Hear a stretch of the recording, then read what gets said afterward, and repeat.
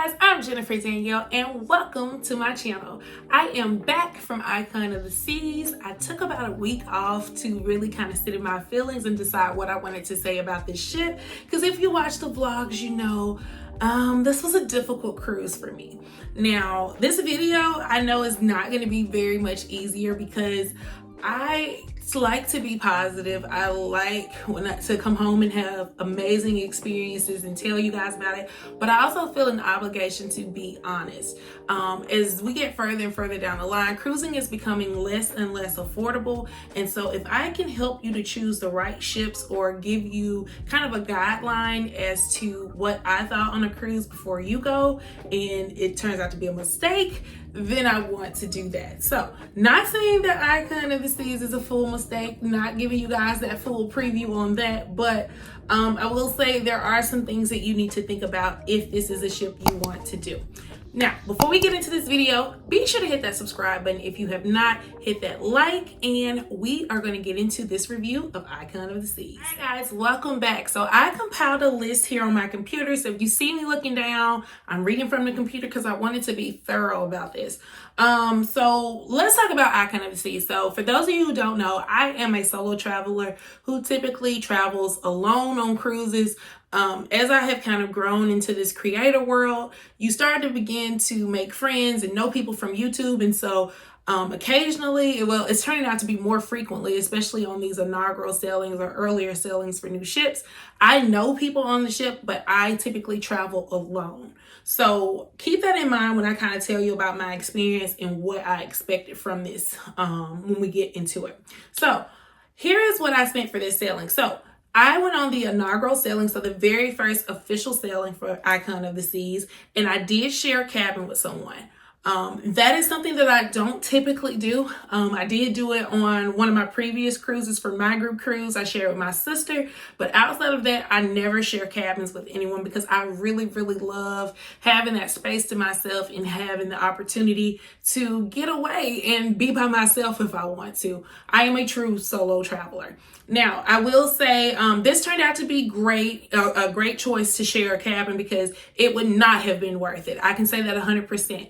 It would not have been worth it to do this cruise as a solo traveler.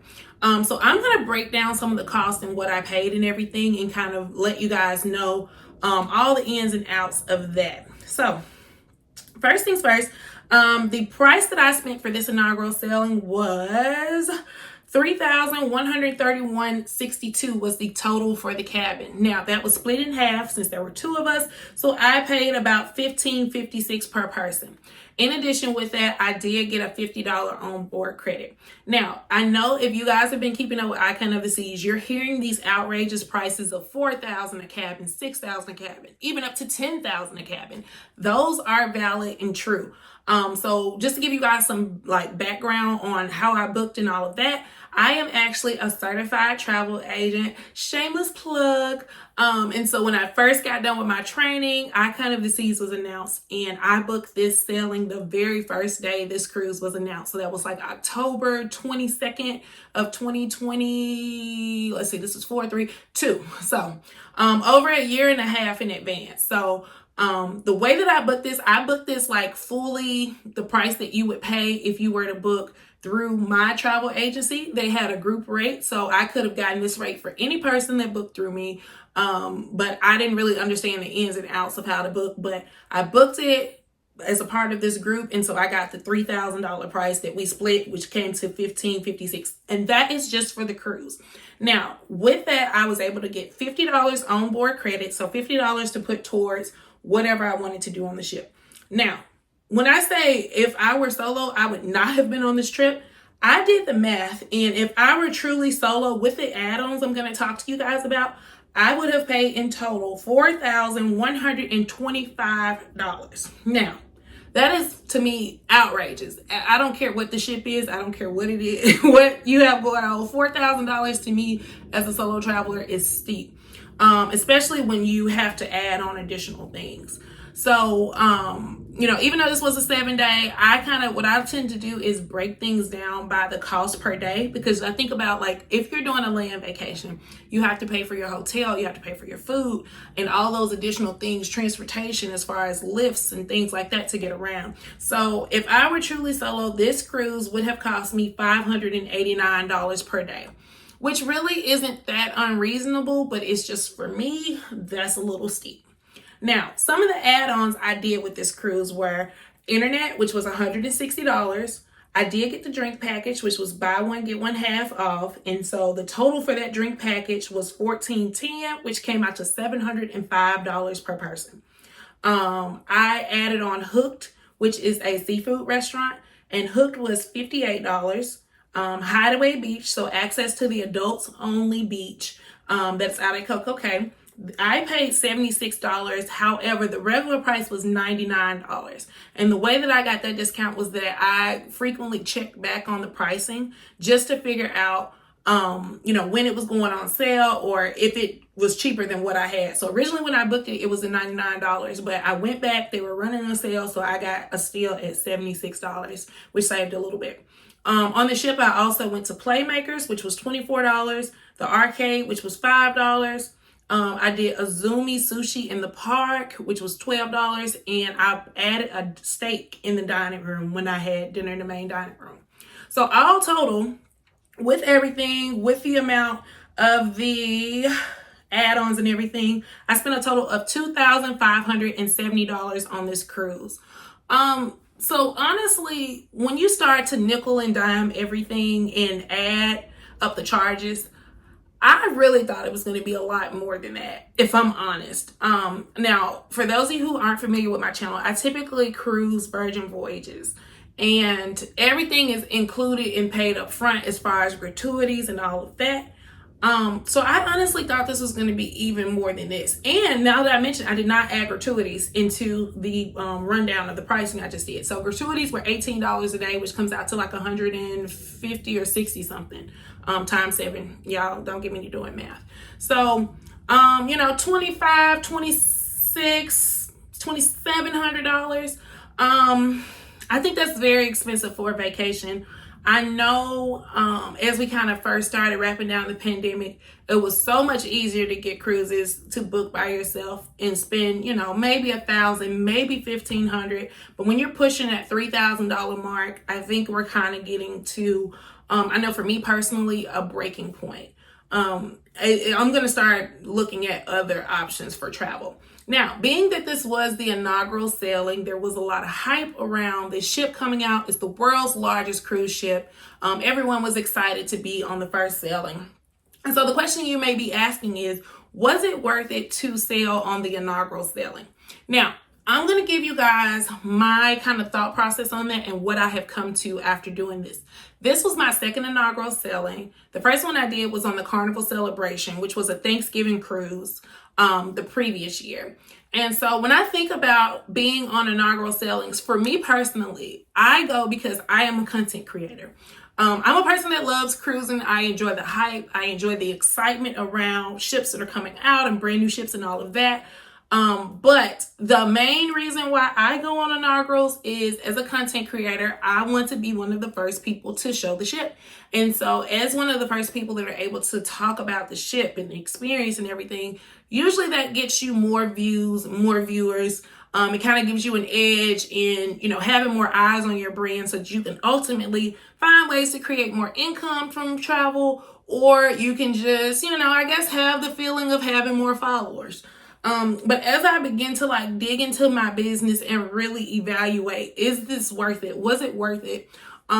Is it worth it to go on that very first sailing, which is sometimes thousands of dollars more than what you would pay if you were to go on, say, the second, third, fourth sailing? Honestly, I'm going to say, outside of being a content creator, no, it's not worth it. Now, I will say one thing that is really exciting for me, and one part that I really enjoy about inaugurals, is watching the ship come across the ocean. Like you're watching it for maybe a year being built. The brand, so Royal Caribbean was giving all these sneak peeks of the ship, and you were getting to see when they were adding different areas. And so that's really exciting, getting to see the ship being built and counting down to that day until the ship is coming over. And it's just such an exciting feeling, tracking it and watching it like come across the ocean and hit different milestones. I know like Icon of the Seas had to go under some huge bridge, and so that was really exciting. So the excitement, I understand if you're very loyal to a brand, I could see why you would want to be on the inaugural sailing, for the excitement of, you know, you've watched the ship being built all this time and you're just excited to get on it. Now, I will say something that Royal Caribbean did that I think tarnished a little bit of that excitement. And I don't know how often cruise lines do this. This is the first I've experienced. I'm not a regular Royal Caribbean cruiser. This was only my second cruise with them. So I don't know if this is the norm, but they did what was called a number of shakedown cruises. And those were 3-day sailings where they allowed people to come on. They took them to their private beach club, so Cococay or to Nassau, and they cruised back and forth. And so this consisted of like media, their staff did it. They had like travel agents come on sometimes. So, you know, you had to have some kind of like connection in order to get in on those shakedown cruises. I unfortunately was unaware and just was not a part of that. And would I feel different about it if I was on one of those shakedown cruises? Probably, but I wasn't. I was a regular paying customer. And so for me, kind of seeing the ship go back and forth, sail back and forth, and you get in like the videos, you see in the content and everything from the ship before you actually get on as the first official sailing, to me, it really kind of depleted the excitement. And I know, you know, I never want to take for granted how grateful I am to be a part of the very first sailing, or to even have the opportunity to go on it. But I will say, seeing everything before I got on, to me, going forward, I don't think I'll be watching a lot of videos if I ever do a newer ship again. Just prior before, because it was almost overload, because everyone is kind of in this space of wanting to show it off, which is exciting, and I get it. But as a content creator and someone who, you know, has spent so much money to be on that first sailing, it just didn't have the same feel. Now, I will say with the Carnival Celebration, the only sailing that was before ours was one where it was called the Transatlantic. So when the ship came across, I think it was Spain or somewhere, those were the only people. They were on a 14-day sailing, one sailing that came across the ocean. When they got off, we got on. So that to me is still kind of kept that excitement and appeal.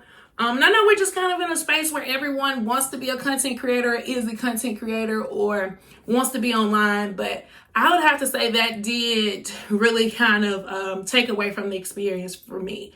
And even, I mentioned it in one of my videos, the ship didn't even smell like a new ship smell. So I did the Celebrity Ascent preview sailing, which I paid for also. But the ship, it just felt new.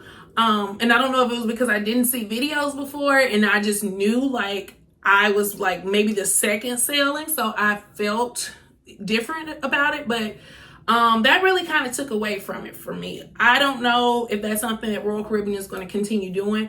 I'm sure that it makes a lot of sense and there's, you know, reason behind it, of course, to get that excitement and to get more bookings. I understand from a business perspective, but as a customer, yeah, I wasn't really feeling that.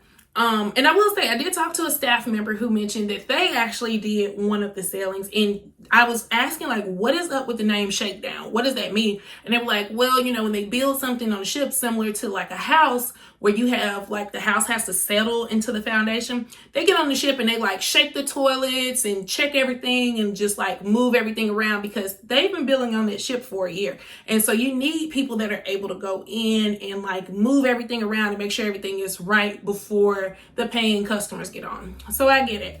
But yeah, that's it about my little rant on that.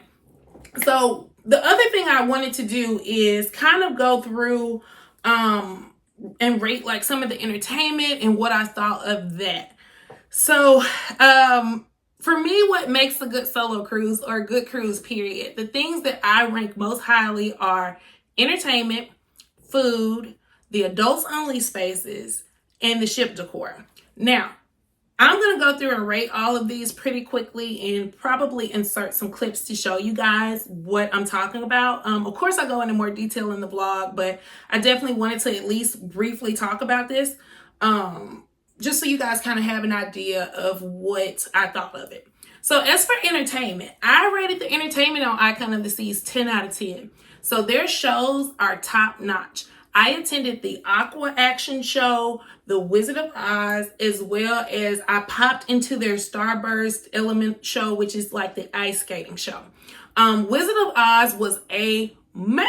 Oh my goodness. Wizard of Oz was so good. It's a story that I've seen The Wiz, but I don't think I've ever fully seen The Wizard of Oz.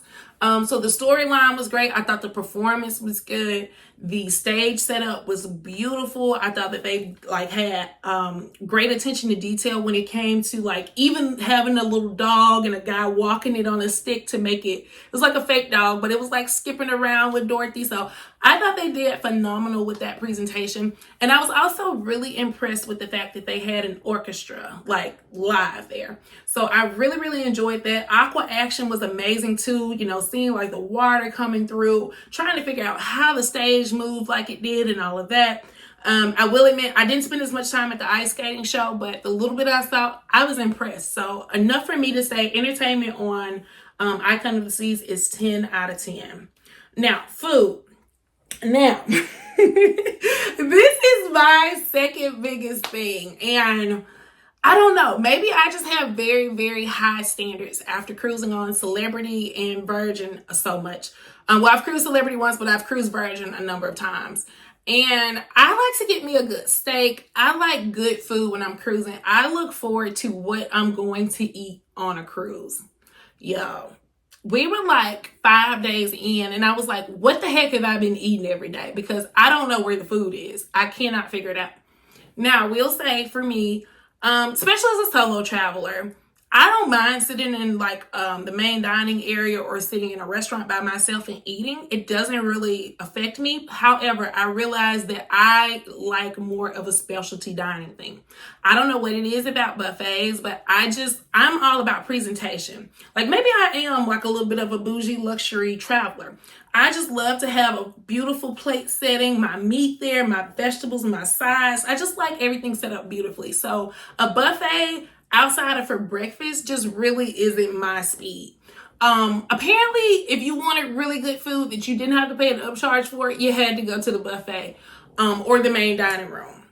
So for me, this was a difficult cruise because the main dining room, my biggest issue with it is that you're sitting for 2 hours in that space. It's a little different for me when you're in a specialty restaurant because I feel like they move quicker and kind of can keep up with your speed of you eating. And I be hungry when I go to eat, so I eat pretty quickly. So that's normally not a thing for me in the specialty restaurants, or either they have good music playing or a different vibe.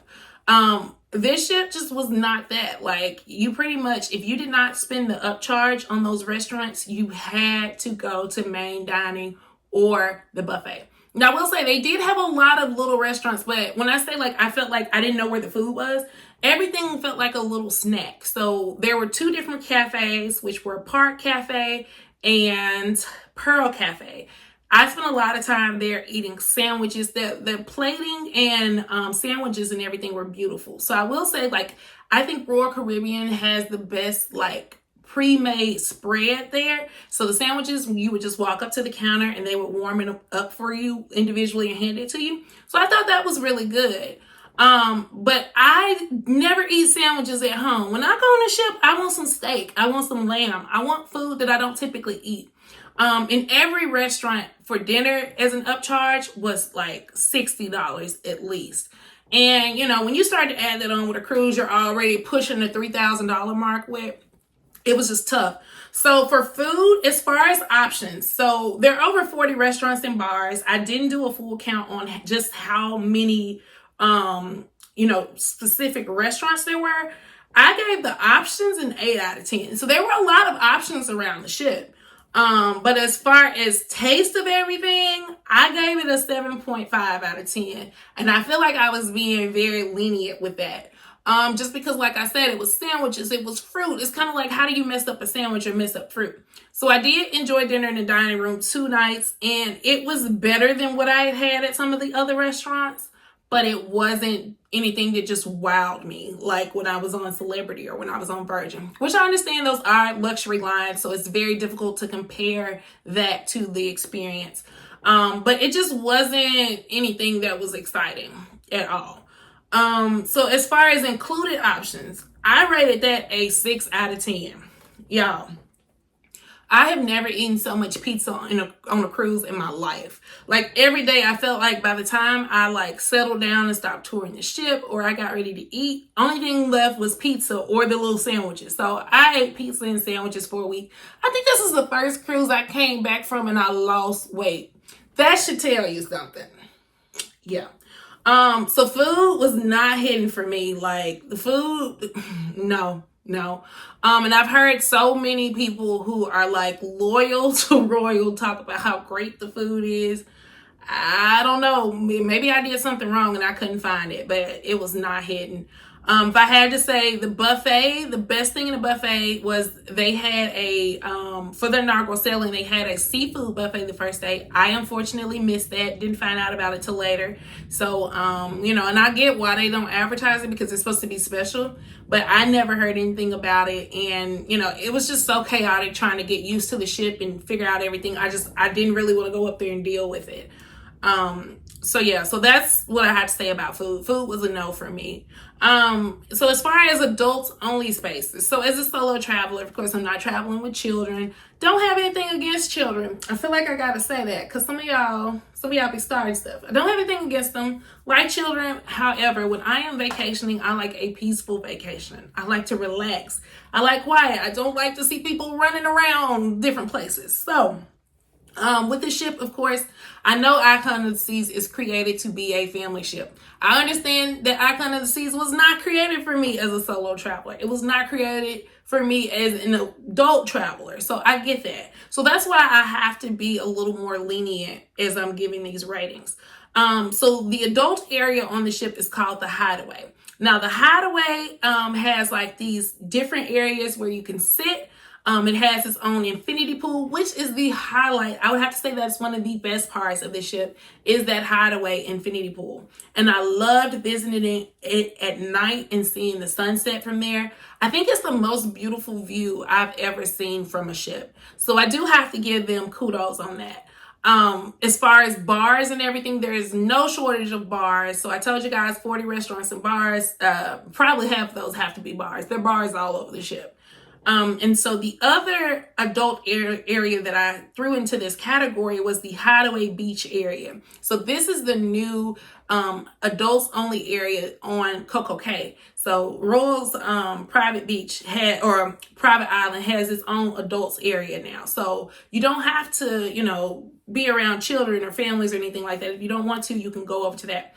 And as for the Hideaway on the ship, let me go back. I'm sorry, I'm jumping back and forth. I realized I didn't rate it. So the Hideaway on the ship, it's confusing because they named everything kind of the same on the island as well as on the ship. So the Hideaway on the ship, the adults area on the ship, I rated that an 8 out of 10. And the reason why I gave it its negative marks, so it has whirlpools. It has, like I said, 2 seating areas, the infinity pool. But the thing is, the seating area that looks out into the ocean is so small. For the number of adults I feel like would be on the ship and wanting to use that area, even for our sailing, which wasn't at full capacity, they said we had about 5,000 and something people. It holds 76, I think, if I'm not mistaken. Every day during sea days, you were dealing with the situation of people placing their towels on the chairs, clipping them, and like holding spaces. Now, I did hear eventually that Royal did come around, pick up those towels and move them and everything. And, they didn't allow you to sit your stuff there. So that's great that they actually enforced that. But, there just wasn't enough seating in that area looking out at the ocean. Now, there is a whole nother area off to the side, which is decent. But for both of those areas, if I remember correctly, I know the main area where everyone would want to sit with the ocean, there was no shade there, no covering. So you're just like out in the sun and hot, which is why I didn't stay. As for that other area, I think there are some umbrellas or some type of covering or something over there. I know there's a bar that has a covering there. So that's decent. So now back to the Hideaway Beach area. I gave this a 10 out of 10. So there is a on the rocks area there where they have a live performer. They had a band singing and performing.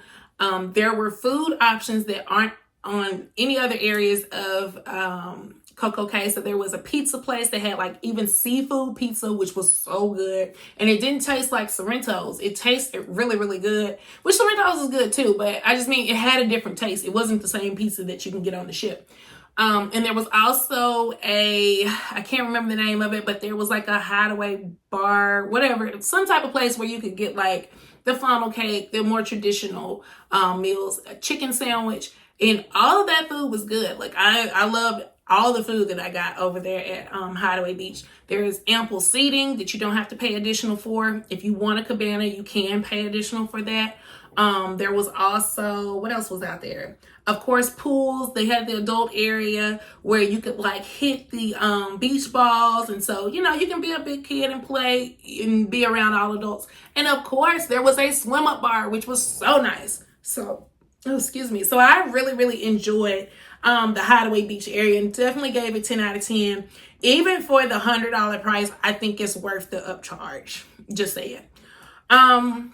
So the last thing I rated was the ship decor and photo spaces. And I gave that a 9 out of 10. So for me as a content creator and just me as like a 30-year-old millennial that likes to take pictures, I love a beautiful ship and I love places where I can take photos. So the overlook, which was located in the Aquadome area, was the most beautiful area on the ship, I feel. It has like these pods where you can sit. The pods actually have computer charger and outlet areas there. So I love the fact that you can, if you have to do work on the ship or you want to just entertain yourself and say, watch your laptop, you can do that from there. And I feel like that's something that a lot of ships miss and lack, is the fact that sometimes you don't want to have to go to your room every time you need to charge your phone, or sometimes you don't have your backup battery pack. So it would be nice to have outlets around the ship. Well, they did that in the overlook. So 10 out of 10 on that area. It was very beautiful during sunset. It was never super crowded. Sunset probably was the most crowded time, but it was never like I felt like I couldn't get a seat. So they did a fabulous job there. Central Park, amazing, amazing, amazing. Love Central Park. I had one of the best cabin locations. My cabin was located on the 8th floor right by the elevators. And so when you came out, you just hit a quick lift and you were right there at Central Park. So I love the greenery. I love the fact that all of the plants there were real, unlike this one behind me. So I loved having the real plants and access to the plants right there. I thought that was really good. Also, even Surfside, the children and family oriented area, I thought it was really pretty. So I think they did a really good job with ship decor. Outside of the strange art, there were a couple strange things going on. There's a girl in the corner with a camera that was a little weird. I'll try to insert her somewhere around here if I took a picture of her. She was so scary, I didn't even want the picture. There's a guy crawling from under the ground. There's a dog holding his leg up on a pole in the center of the promenade. So strange, artsy things, but not enough for me to deem them for decor. So I still give them like a 9 out of 10 on decor. Yeah, so I think that's pretty much everything I wanted to rate and kind of give you guys my perspective on when it comes to what I use to book ships, as well as what I thought of Icon of the Seas and how it stacked up with some of my other cruises. So I guess the main question that you guys probably want to know is, would I book Icon of the Seas again?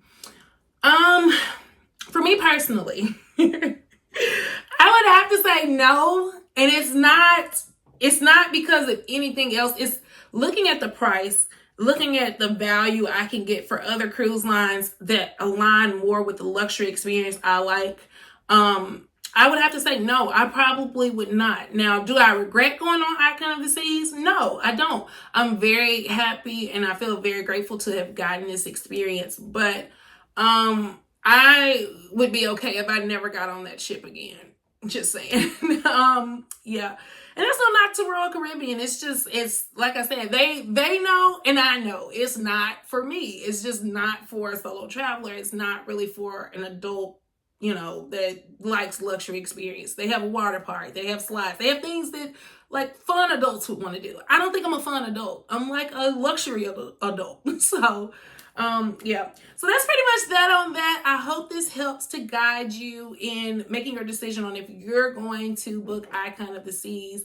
If you have any questions, if you have any suggestions for things that I should talk about in detail or videos I should do, please list them in the comments. I would love to talk more about this, but I have to know what you guys want me to talk about. So that is going to be it for this video. I hope you enjoyed it, and I will see you guys on the next one. Bye.